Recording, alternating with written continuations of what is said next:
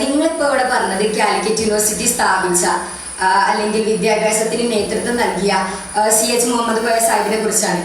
ഞാൻ CH മുഹമ്മദ് കോയ സാഹിബിനെ രണ്ട് രീതിയിലാണ് നോക്കിക്കാണുന്നത്. അതിൽ ഒന്ന് എന്താണെന്ന് വെച്ചാൽ നിങ്ങൾ പറയുന്ന പോലെ ടാൻജിബിൾ ആയിട്ടുള്ള മാറ്റങ്ങൾ കൊണ്ടുവന്ന വിദ്യാഭ്യാസത്തിന് പ്രാധാന്യം നൽകിയിട്ടുള്ള CH മുഹമ്മദ് കോയ സാഹിബ്. രണ്ടാമതായിട്ടുള്ള മറ്റൊന്ന് എന്താ വെച്ചാൽ ഇൻടാൻജിബിൾ ആയിട്ടുള്ള ഒരു കാര്യം കൂടെ CH ചെയ്തിട്ടുണ്ട്. അതെന്താന്ന് വെച്ചാൽ തൻ്റെ പിൻഗാമികളുടെ ഹൃദയത്തിലേക്ക് ഒരു ഫയർ അദ്ദേഹം കൊടുത്തിട്ടുണ്ട്. പിൻഗാമികളായിട്ട് വരുന്ന ആൾക്കാരുടെ ഹൃദയത്തിൽ ഒരു ഫയർ കൊടുത്തിട്ടുണ്ട്.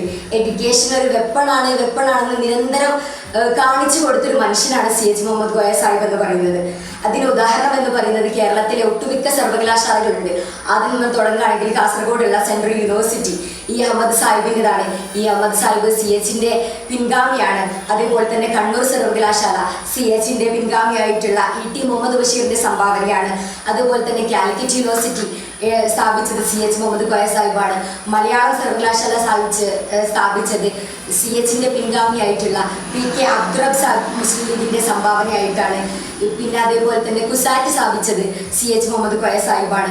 കുസാറ്റൊക്കെ കേവലം സർവകലാശാല മാത്രമല്ല, കുസാറ്റൊക്കെ സ്ഥാപിക്കുന്നതിൽ ഒരു ചരിത്രമുണ്ട്, ഒരു കഥയുണ്ട് കുസാറ്റ് സ്ഥാപിക്കുന്നെന്ന് പറയുന്നത്.